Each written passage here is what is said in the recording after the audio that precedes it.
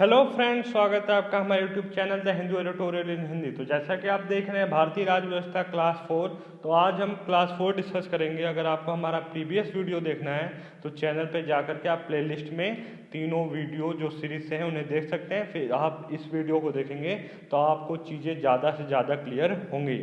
तो चलिए फ्रेंड्स शुरू करते हैं। इससे पहले मैं आपको बता दूं कि अगर आपको हमारा ये वीडियो अच्छा लगे तो प्लीज़ इसे ज़्यादा से ज़्यादा शेयर करें, मेरे चैनल को सब्सक्राइब करें और लाइक और कमेंट तो ज़रूर करें, जिससे मुझे पता चले कि आपको मेरा वीडियो ये अच्छा लग रहा है। क्योंकि अगर देखो आप कोई रिस्पॉन्स नहीं करोगे तो मुझे चीज़ें समझ में नहीं आएंगी कि आखिर आपको वीडियो मेरा कैसा लग रहा है। क्योंकि मैं बस आपके लाइक्स और कमेंट देख के समझ जाता हूँ कि आपको ये वीडियो पसंद आया, मुझे इस तरीके से पढ़ाना चाहिए और आगे भी मुझे ऐसे ही प्रिपेयर होकर आना पड़ेगा। तो इसलिए आप प्लीज़ इसे ज़्यादा से ज़्यादा शेयर करो, जिससे ये ज़्यादा से ज़्यादा लोगों तक पहुंच सके। और देखिए ये ऐसी चीज़ें हैं जो सोसाइटी को नुकसान नहीं पहुंचाती हैं। क्योंकि आप देखते हो कि आप कोई भी मैसेज अगर फॉरवर्ड कर देते हो तो उससे क्या होता है, जैसे कोई मैसेज है जिससे सोसाइटी को नुकसान हो सकता है, या उससे क्या हो सकता है, लोगों के बीच में क्या हो सकता है, द्वेष भावना पैदा हो सकती है।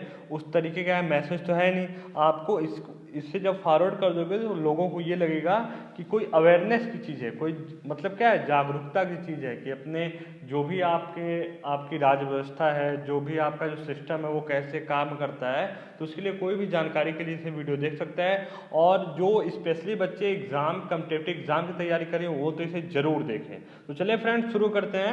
तो यहाँ पे मैं आपको बता दूं कि जो पिछले वीडियो सीरीज में हमने डिस्कस किया था, वहाँ पे डिस्कस किया था जो शासन प्रणाली है वो कैसी है और कितने प्रकार की है। तो जो अगर शासन समूह में जो शामिल व्यक्ति हैं उनके आधार पर मैंने बताया कि उसमें कोई शासक वर्ग है, उसमें कितने व्यक्तियों का समूह है, राजतंत्र है, अल्पतंत्र है, गुटतंत्र है, लोकतंत्र है। फिर शासन की वैधता के स्रोत के आधार, मतलब जो शासन है वो किन चीज़ों को आधार बना के अपनी वैधता को साबित करता है। तो वो किन चीज़ को आधार बनाता है, या तो धर्म ग्रंथ को बनाएगा तो वो धर्मतंत्र है। राज व्यवस्था को बनाएगा, मतलब जो किसी राजा की व्यवस्था है तो उसके अंदर राजतंत्र आ जाएगा। कुलीन तंत्र है या लोकतंत्र है। तो क्या ये शासन की वैधता किस पे टिकी हुई है। फिर बात करते हैं जो शासन प्रणाली के संविधान सम्मत होने के आधार पर। तो यहाँ पे क्या है, संविधानवाद होता है या तो गैर संविधानवाद है। अब बात करते हैं जो हमें आज डिस्कस करना है, ये सब मैंने पिछले वीडियो में डिस्कस किया, आप जाके इसे प्लीज़ प्लेलिस्ट में चेक कर लें और देख लें। अब देखते हैं शासन प्रणाली के व्यवहारिक मूल्यांकन के आधार पर। मतलब जो शासन प्रणाली है उसका जो व्यवहारिक स्वरूप है, मतलब क्या है, जो आप डेली लाइफ में देखते हो उसके आधार पे शासन प्रणाली कितने प्रकार की है। वो है भीड़ तंत्र है, औसत तंत्र है, धन तंत्र है, निरंकुश तंत्र है, गुण तंत्र है या वृद्धि तंत्र है। तो इन सबको हम देख लेते हैं। क्योंकि ये देखिए आपसे जब पॉलिटी के क्वेश्चंस आजकल कॉन्सेप्चुअल पूछे जाते हैं तो उसमें ऐसे पॉइंट्स बहुत ज़्यादा आपसे एग्जाम में पूछने के चांसेस बढ़ जाते हैं। और अगर आप इनको ध्यान से समझोगे नहीं, क्योंकि आर्टिकल और जो सब चीज़ें रटना है तो बाद में भी रट सकते हो, मैं आपको खुद ही रटा दूंगा। लेकिन ये सब चीज़ें क्या है, ये कॉन्सेप्ट है और कॉन्सेप्ट बनाने के लिए आपको चीज़ें समझनी होगी। तो चलिए शुरू करते हैं। पहले देखते हैं जो भीड़ तंत्र, जिसे इंग्लिश में मोबोक्रेसी बोला जाता है, ये क्या है। अच्छा आप सोचो, भीड़ तंत्र मतलब भीड़ का तंत्र, भीड़ की व्यवस्था। तो भीड़ की व्यवस्था क्या होगी। अब जैसे आपको भीड़ इकट्ठा होती है तो भीड़ में कई लोगों कई तरह के विचार होते हैं, लेकिन लोगों की भावना एक ही होती है। जैसे आपने देखा होगा मॉब लिंचिंग हुई थी जिसमें हत्या की गई है। तो उसमें क्या है, भीड़ की भावना जो थी एक ही थी। वहाँ पे भीड़ ने कि इनको मार डालो, बस उसी भावना से क्या किया, मार डाला। विवेक से वहाँ पे वो फैसला नहीं करते, अपने बुद्धि से नहीं सोचते कि इस आदमी ने ऐसा किया, मतलब बस मैंने एक छोटे से हल्ले की वजह से उस आदमी की जान कर दी, मॉब लिंचिंग कर दी, उसकी हत्या कर दी। मतलब मॉब भीड़ द्वारा किसी की हत्या करना। अब हत्या करना चाहे वो गलत संदेश के संदर्भ में कर दी हो या सही, जो भी है वो अपनी चीज़ है।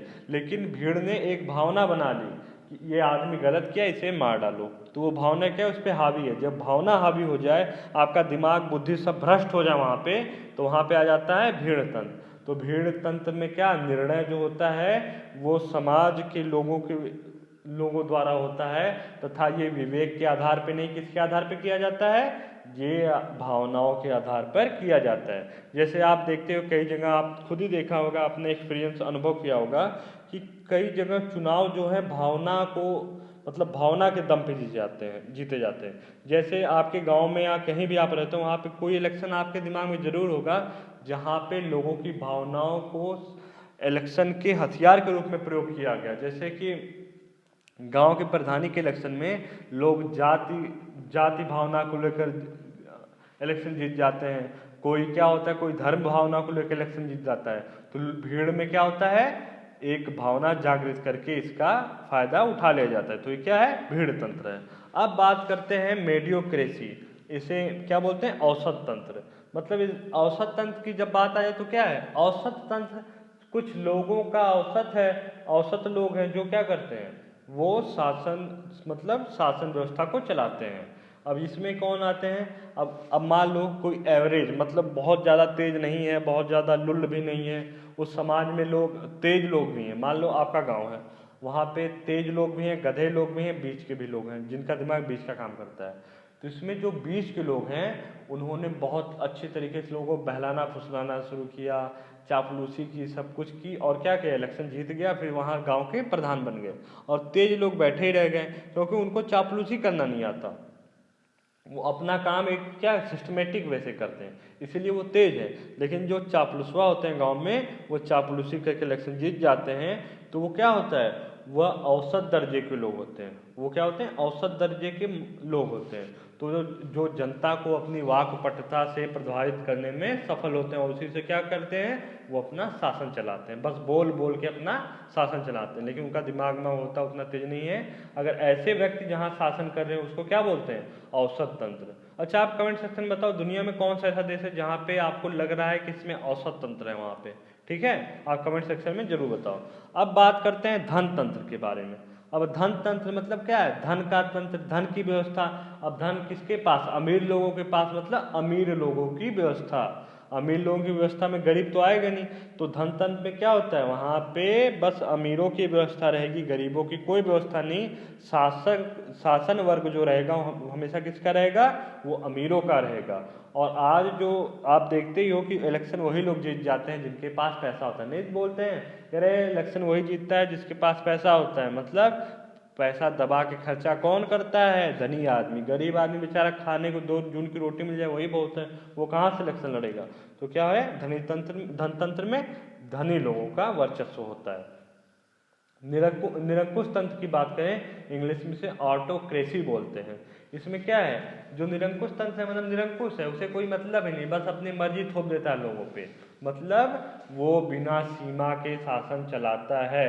वो किसी भी सीमा को, जैसे मान लो जो लिमिट है, आपने निरंकुश शासक, मान लो आप राजा हो गई है, आप निरंकुश राजा हो, अपने बारे में सोच लो, निरंकुश हो, तो वहाँ पे आपके राज्य में 5-6 धर्म के लोग रहते हैं, हिंदू मुस्लिम बौद्ध धर्म, मतलब हर तरह के हैं, सिख जैन बौद्ध सब है। तो वहाँ पे आपने बोला कि अब सब लोग जाएंगे मंदिर में पूजा करने, या सब लोग जाएंगे मस्जिद में नमाज पढ़ने। तो क्या है, आप किसी सीमा को नहीं मानते। धर्म की सीमा है ना, कि मान लो इस्लाम बोला है कि आप मंदिर में नहीं जाओगे, मान लो कोई धर्म ये बोल दिया आप मंदिर में नहीं जाओगे, आपको मूर्ति पूजा नहीं करनी है। तो यहाँ पे राजा बोलता है सब लोग करेंगे, नहीं करेंगे तो सबको मैं डंडे से मारूंगा। तो वहाँ पे क्या हो गया, वो निरंकुशता आ गई, उसकी कोई सीमा नहीं है। वो अपनी सीमा तय करता है कि हाँ मैं ये करना चाहता हूँ, यहाँ तक आज मेरी सीमा है, कल उसकी सीमा बढ़ जाती है। तो ये क्या है, ये निरंकुश तंत्र है। यहाँ पर क्या होता है, यहाँ पे राजतंत्र तानाशाही अल्पतंत्र में निरंकुश तंत्र का तत्व विद्यमान होता ही है। राजतंत्र में देखते हो निरंकुशता आ जाती है, तानाशाही एकदम फुल निरंकुशता रहती है। अल्पतंत्र में भी जब कम लोग हैं तो वहाँ पे भी निरंकुशता आ जाएगी। लेकिन कभी कभी आप देखते हो, जिसे अभी भारत में एक वर्ड बोला जा रहा है बहुमत की तानाशाही, इस समय मतलब विपक्ष है नहीं, बीजेपी की गवर्नमेंट, इसे बहुमत की तानाशाही बोली जा रही है। तो यहाँ पे मतलब ये बोली जा रही है, मैं ये नहीं कह रहा हूँ कि ये है इस समय, ये राइटर्स द्वारा, जो द हिंदू के राइटर हैं और अन्य न्यूज़पेपर के जो क्रिटिसिज्म करते हैं, गवर्नमेंट की आलोचना करते हैं, उनके द्वारा बहुमत की तानाशाही वर्ड का प्रयोग किया जाता है। तो यहाँ पे ये बोल रहे हैं कि लोकतंत्र में भी बहुमत की तानाशाही हो सकती है, तो लोकतंत्र में भी निरंकुश तंत्र आ सकता है।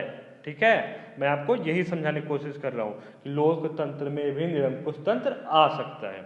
अब बात करते हैं गुणतंत्र या योग्यता तंत्र की। अब जब योग्यता तंत्र आ गया तो यहाँ पे ऐसे लोगों को बैठा जाएगा शासक वर्ग में जो योग्य हों।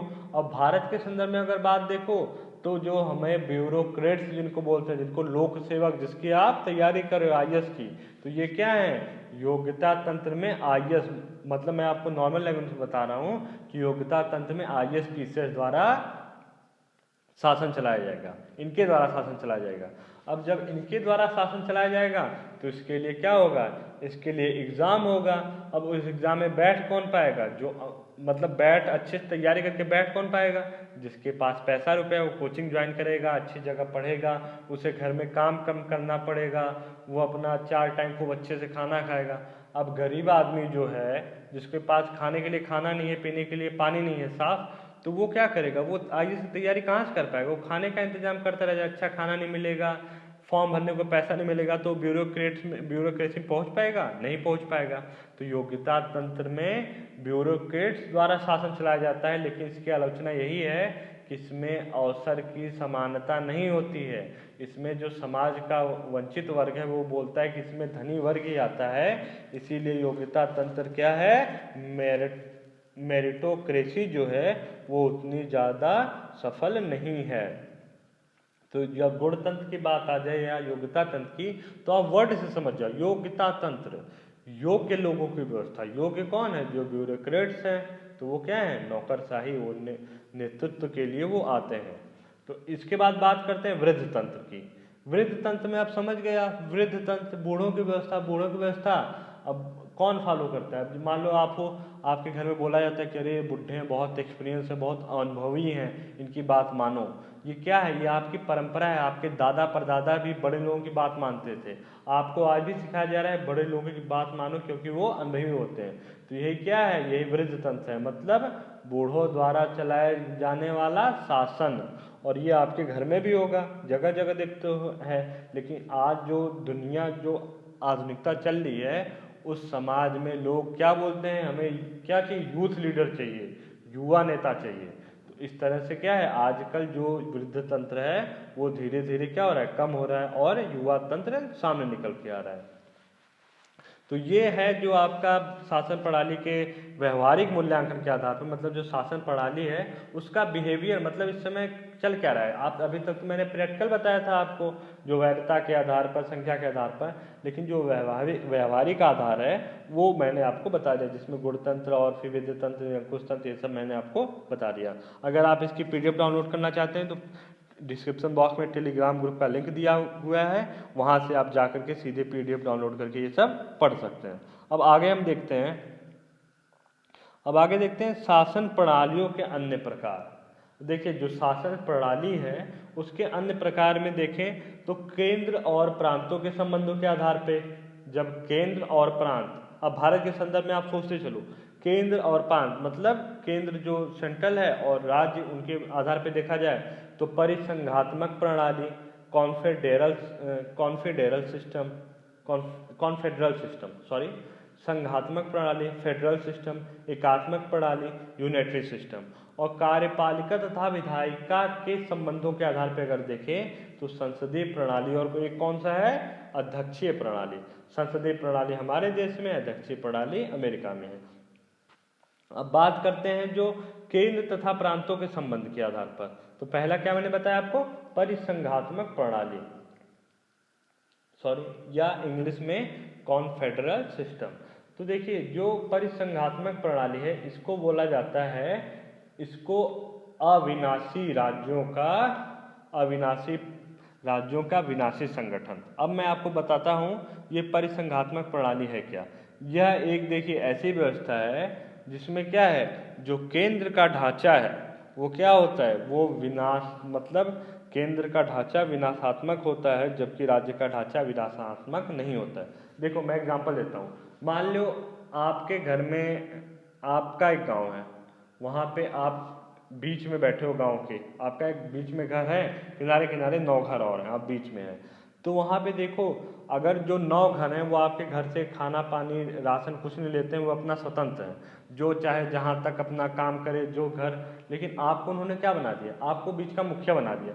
कि चलो ठीक है भाई, आप मुखिया हो हमारे, 9 घर के आप मुखिया बने पड़े हो, लेकिन आपके क्या है, अधिकार में कुछ नहीं है। वो अपना आराम से 9 घर काम करते हैं, खाते पीते हैं 9 घर, अपना जिसको खेती करनी है खेती कर रहा है, जो बिजनेस करना है वो बिजनेस कर रहा है। फिर इसके बाद एक बैग क्या हुआ कि उसमें से जो 9 घर है उसमें से एक ने बोल दिया कि नहीं नहीं, मैं इनको मुखिया नहीं मानता हूँ, मैं जा रहा हूँ दूसरी जगह चला जाता हूँ, दूसरे गांव में जाऊंगा, मैं दूसरे गांव वाले को मुखिया मानूंगा, इनको मुखिया नहीं मानूंगा। तो आपका कोई अधिकार उस पर क्या है, आपको कोई अधिकार उस पर नहीं दिया गया है कि आप बोलोगे नहीं, हमारे तुम्हारे बीच एग्रीमेंट हुआ है, तुम जा नहीं सकते हो, ये मेरे पास अधिकार है, मैं चाहूँ तुम्हें रोक लूँ। लेकिन यहाँ पे ऐसा कोई अधिकार आपको दिया नहीं गया है। यहाँ पे जो 9 घर हैं वो क्या हैं, स्वतंत्र हैं। तो यही बात मैं आपको समझाने की कोशिश कर रहा हूँ कि जो परिसंघात्मक प्रणाली है वहाँ पे जो राज्य होते हैं, जो प्रांत होते हैं, वो स्वतंत्र होते हैं और वो उन्हीं की मर्जी से जो है वो क्या है, केंद्र का गठन किया जाता है।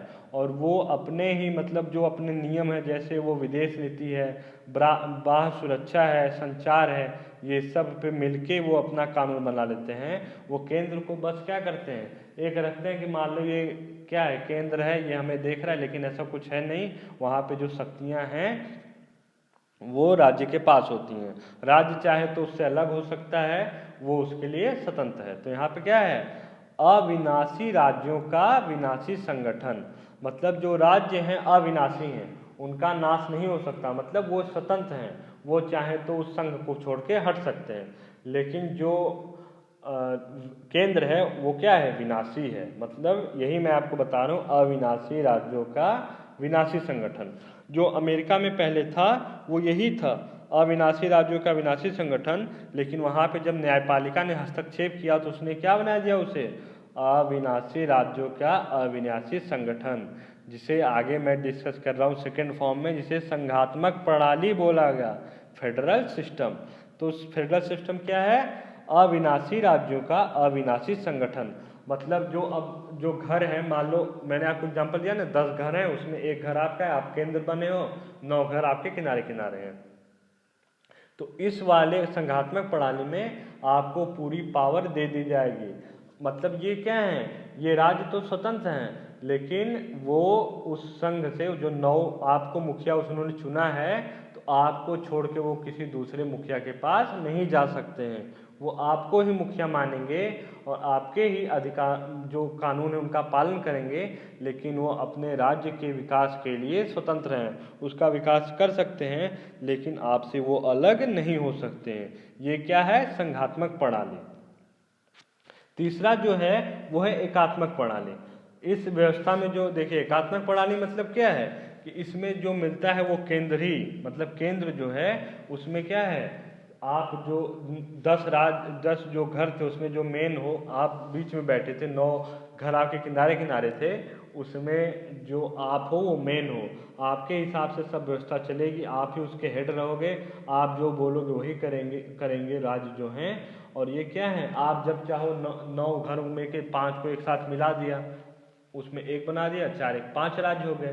तो आप जो चाहे आप कर सकते हो, क्योंकि आप मुखिया बहुत शक्तिशाली हो। यहाँ पे क्या है, यहाँ पे जो है आप बहुत शक्तिशाली हो गए, उनका क्या, जब चाहो तब विघटन कर दो, जिस घर को चाहो 2 घर तोड़ के एक ही घर बना दो, वो आपके हाथ में। यहाँ पे क्या होता है, यहाँ पे जो राज्य है वो बहुत ज़्यादा शक्तिशाली नहीं है, वो स्वतंत्र नहीं है। तो यहाँ पे क्या होगा, विनाशी राज्यों का अविनाशी संगठन। और ब्रिटेन जो मैंने आपको बताया था एकात्मक जो प्रणाली है वो यही है कि वहाँ पे जो न्यायपालिका है वो सशक्त नहीं है, वहाँ पे न्यायपालिका सशक्त नहीं है। तो इसी वजह से वहाँ पे जो राज्य हैं वो उतने ज़्यादा स्वतंत्र नहीं हैं, वो हमेशा केंद्र के अंदर में कार्य करेंगे, वो आपको मुखिया मानेंगे और आपकी बात ही मान के वो आप कदम फूक फूक के रखेंगे। अगर आप बोल दोगे कि 9 घर तुम लोग को साथ में रहना है, कुछ नहीं करोगे जब तक मैं नहीं बोलूँ, अब फिर एक दिन बोल दोगे तुम 2 लोग मिलके एक ही बना दो ना, मैं 8 लोग को देखूंगा, मुझे खर्चा नहीं करना होगा ज़्यादा। तो क्या है, आपकी व्यवस्था जो है एकात्मक प्रणाली में बहुत मजबूत हो जाती है।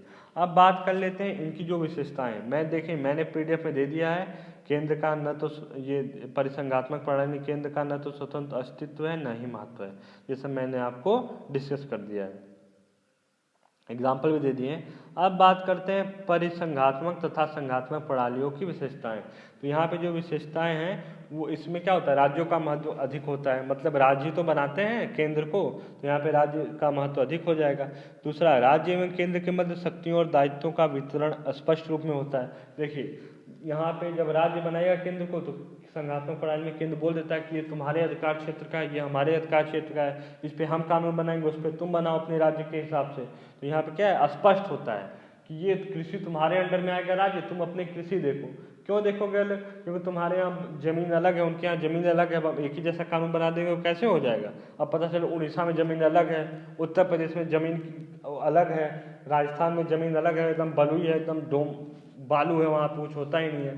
तो वहाँ पे जब एक ही जैसा कानून सेंट्रल बना देगा केंद्र सरकार, तो कैसे फॉलो होगा। तो ये सब विषय क्या है, दोनों स्पष्ट हैं, बटे हुए हैं संघात्मक प्रणाली में। संविधान की सर्वोच्चता अधिक होती है, तो पता ही है, तो संविधान होगा तभी तो लोगों के अधिकारों का बंटवारा होगा राज्य केंद्र के। जब कोई संविधान नहीं लिखित होगा तो कैसे पता चलेगा। केंद्र बोल दिया कि आज से ये अधिकार क्षेत्र तुम्हारा है, किसी तुम कानून बनाओगे, संविधान नहीं रहेगा, वैधता नहीं रहेगी, बोल देगा आज हम बनाएंगे कानून। तो यही बात है, यहाँ पे क्या होती है, संविधान की सर्वोच्चता अधिक होती है। न्यायपालिका की सर्वोच्चता का होना अनिवार्य है, ये मैंने आपको डिस्कस किया है पिछले वीडियो में। क्योंकि देखिए जब संविधान है, दोनों के मध्य एक संविधान लिखा गया है, दोनों के अधिकार दिए गए हैं। अब मान लो कहीं तो झगड़ा होगा दोनों के बीच, तो झगड़े का निपटारा करने कौन आएगा, पड़ोसी आएगा। तो पड़ोसी क्या है, न्यायपालिका। तो यहाँ पे न्यायपालिका का सर्वोच्च होना अनिवार्य है। अब बात करते हैं परिसंघात्मक तथा संघात्मक शासन प्रणालियों के लाभ। देखिए अब इनके लाभ क्या हैं, विविधता के अनुसार राजनीतिक प्रणाली का गठन करना आसान है। अब मैं आपको बता दूं कि मान लो उड़ीसा में आदिवासी ज़्यादा हैं, झारखंड में आदिवासी ज़्यादा हैं, लेकिन पंजाब में तो कम है, हरियाणा में तो कम है। तो इस तरह से जो विविधता है वो अलग अलग है, तो यहाँ पे अलग अलग सरकार अलग अलग व्यवस्था बना दी जाती है। तो इसमें यही बोला जा रहा है विविधता के अनुसार राजनीतिक प्रणाली का गठन करना। इसमें क्या होता है, आसान होता है। राष्ट्रीय एकता व स्थानीय स्वायत्तता दोनों व्यवस्थाओं के लाभ एक साथ। जब केंद्र जो है राज्यों से जुड़ा हुआ है, तो यहाँ पे राष्ट्रीय एकता तो है ये है। दूसरी बात यहाँ पे स्थानीय स्वायत्तता, मतलब जब केंद्र राज्य है तो राज्य पे अलग शासन है, अलग व्यवस्था है, वहाँ पे प्रशासनिक इकाई अलग काम करती है, केंद्र में अलग काम करती है। अब उसके साथ एकता भी है, तो क्या है, सोने पे सुहागा है, मतलब जमीन स्तर पे भी काम हो रहा है राज्य में जो ग्रामीण स्तर है वहाँ पे भी काम हो रहा है, केंद्र जो दिल्ली में वहाँ पे भी काम हो रहा है, प्रशासनिक इकाई एकता बनी हुई है, स्थानीय स्वायत्तता भी उनको दी गई है। तो ये भी इसके लाभ है। तीसरा है केंद्र सरकार के छोटे दायित्वों से मुक्ति तथा केंद्र पूरा ध्यान राष्ट्रीय व अंतर्राष्ट्रीय महत्व के मुद्दों पर केंद्रित करती है। देखिए जो के मान लो राज्य में कोई राज्य उत्तर प्रदेश है, अब वहाँ पे भैंस को टीका लगवाना है, तो ये अब भैंस को टीका लगवाना है, खुरपका और जो खसरा उनकी बीमारी है, तो वो केंद्र तो आएगा नहीं वहाँ से कि भैया चलो हम चले भैंस का टीका लगा दें उसको। तो ये छोटे छोटे जो काम है उससे क्या होता है, केंद्र मुक्त रहता है। वो बात करता है कि अरे अब जो अंतर्राष्ट्रीय पॉलिसी है, पाकिस्तान से कैसा संबंध रखना है, चीन से कैसा रखना है, अमेरिका से कैसे रखना है, तो वो इस तरह की चीज़ें डिस्कस करेगा। अब भैंस का टीका राज्य लगाएगा, तो यहाँ पे क्या है, यहाँ पे इसका बेनिफिट है कि ये भी है। और चौथा है राजनीतिक प्रयोग के छोटे छोटे प्रांत के स्तर पर लागू कर तथा उसकी समीक्षा कर बड़े स्तर या राष्ट्रीय स्तर पर लागू करना। अब देखिए गवर्नमेंट मान लो सार्वजनिक वितरण प्रणाली कोई नई स्कीम ला रही है, तो कहते हैं पूरे देश में लागू करने से पहले तो गाँवों में लागू कर लेना जो एक राज्य में, वहाँ पे देख लेंगे इसका रिस्पांस क्या आ रहा है। जब रिस्पांस आएगा तो फिर राष्ट्रीय स्तर पे लागू कर देंगे, इससे खर्चा वर्चा कम होगा, हमारा जो खामियां हैं वो भी पता चल जाएंगी। तो इसका एक ये भी फायदा है। अब बात करते हैं इनकी हानियां क्या है, परिसंघात्मक तथा संघात्मक प्रणालियों की हानियां। दोहरे शासन तंत्र की वजह से खर्च अधिक है, सही बात है। अब राज्य में भी इलेक्शन कराता है निर्वाचन आयोग, प्लस इसके बाद केंद्र में भी कराएगा, इतना खर्चा, प्लस इसके बाद इतने सारे अधिकारी वहाँ पे IAS रखे जाते हैं, तो यहाँ पे PCS रखे जाएंगे, तो ये सब खर्चा ही तो है ज़्यादातर। अब जटिल प्रशासन तंत्र भी है, अब वहाँ PCS है यहाँ IAS है, दोनों मतभेद हो जाता है, इतना 75 नियम है, 75 कानून है, राज्य का अलग कानून, केंद्र का अलग कानून, तो इससे क्या होता है, जटिलता आती है। अब कोई आदमी को जमीन खरीदना है, पता चले वो कानून लेके पढ़ रहा है 2-3 साल से, कानून ऐसे कर दें वैसे कर दें यहाँ कर दें, इतना सारा, तो क्या है, जटिल प्रशासन तंत्र भी होता है। केंद्र व प्रांतीय सरकार के मध्य अधिकार क्षेत्र को लेकर विवाद। अभी देखिए नदी जल बंटवारे के लिए भी विवाद है ही राज्यों में केंद्र के बीच में। तो यही बात है, यहाँ पे क्या है, विवाद बहुत ज़्यादा होते हैं। केंद्र कहता है हमारा मैटर है, राज्य कहता है हमारा मैटर है, इसी को लेकर झगड़ा हो जाता है दोनों में। चौथा है, राज्य द्वारा कई बार अपनी जनता को केंद्र के विरुद्ध भड़काना, जिससे अखंडता और असुरक्षा से प्रश्न। अब राज्य में मान लो केंद्र में बीजेपी की सरकार है, अब वहाँ पे कांग्रेस सरकार है, कांग्रेस सरकार जहाँ पे है वो बोलेगी कि अरे बीजेपी ऐसा ऐसा कर रही है, तो जनता भड़क जाएगी, जनता भड़क जाएगी, दंगा फसाद करेगी, कहेगी हमको अलग राज्य बना दो, अलग देश बना दो। तो यही सब बात होंगी जिससे राष्ट्रीय अखंडता जो है और संप्रभुता है उस पर क्या होगा, प्रश्न उठेगा।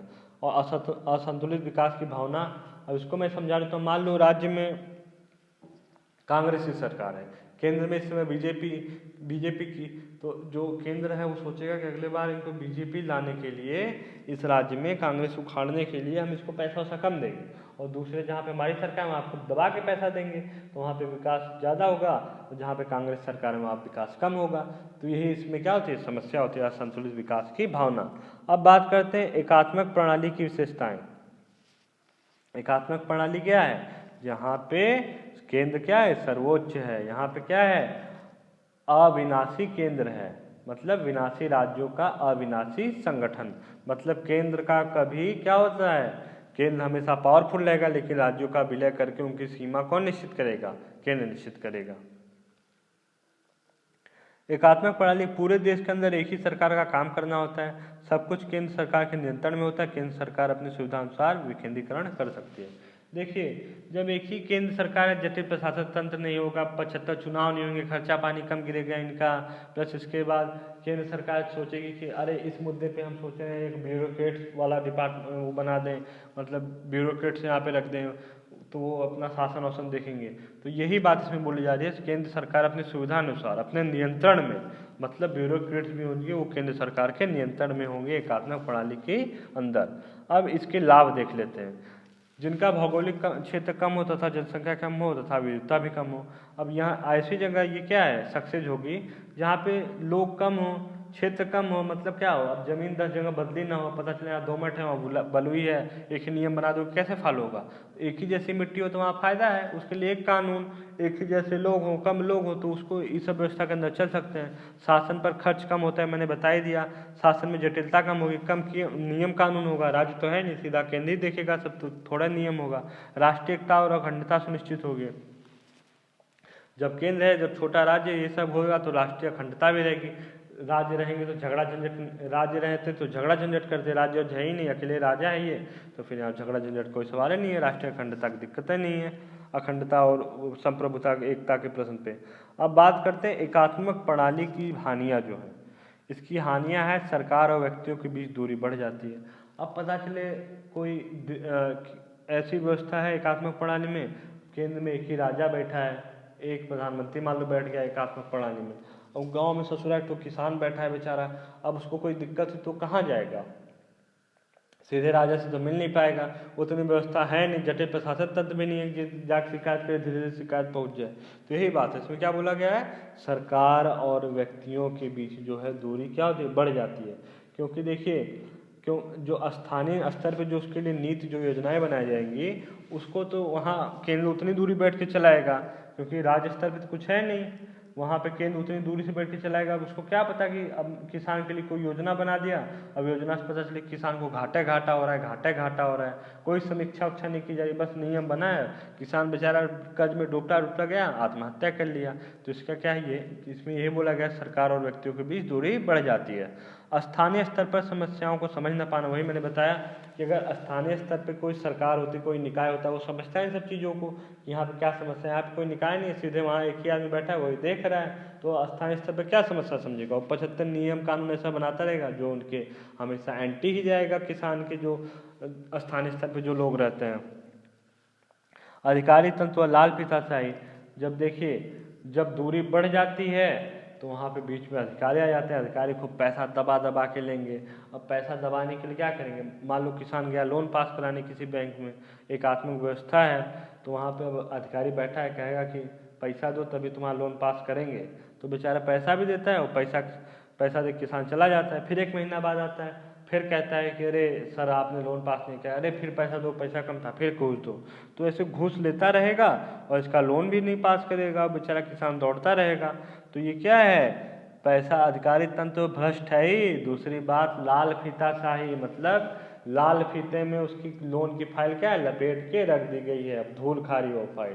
तो क्या है, अधिकारी तंत्र व लाल फीताशाही भी बढ़ जाती है। अब भारत की जो शासन प्रणाली उसके बारे में बात करें तो ये संघात्मक स्वरूप तो आपको पता ही है, क्योंकि जो केंद्र के अंदर में ही, मतलब राज्य तो स्वतंत्र हैं लेकिन क्या है, वो राज्य स्वतंत्र हैं किंतु वो केंद्र के अलग नहीं हो सकते, वो केंद्र से अलग होकर के अपना अलग देश नहीं बना सकते। तो इसे क्या बोला जाएगा, इसे अविनाशी राज्यों का अविनाशी संगठन। मतलब न केंद्र का विनाश होगा न राज्यों को होगा, दोनों स्वतंत्र हैं लेकिन एकता और जो कुछ कंडीशन है जिसमें वो राज्य से अलग नहीं हो सकते। दूसरी बात है, जब संकट आता है देश में तो पूरी सत्ता किसको ट्रांसफर हो जाती है, केंद्र को। और यहाँ पे क्या है, एकात्मक प्रणाली। तो इस तरह से भारत की जो शासन प्रणाली वो कैसी है, संघात्मक, और जब संकट का समय आएगा तो कैसे हो जाती है, एकात्मक प्रणाली। तो ये था टोटल आज का डिस्कशन। अगर आपको हमारा वीडियो अच्छा लगे तो प्लीज़ ज़्यादा से ज़्यादा इसे शेयर करें, मेरे चैनल को सब्सक्राइब करें एंड कमेंट सेक्शन में जरूर बताएं लाइक करके कि ये वीडियो मेरा कैसा लगा। और इसे ज़्यादा से ज़्यादा शेयर करते रहो जिससे मुझे मोटिवेशन मिलता रहे, मैं आपके लिए नेक्स्ट वीडियो और अच्छे से प्रिपेयर होकर बना पाऊँ। और PDF डाउनलोड करने के लिए डिस्क्रिप्शन बॉक्स में जा करके टेलीग्राम ग्रुप पर ज्वाइन हो जाए, वहाँ से भी ये PDF फ्री में डाउनलोड कर लें। चलिए मिलते हैं नेक्स्ट वीडियो में, तब तक के लिए धन्यवाद, जय हिंद।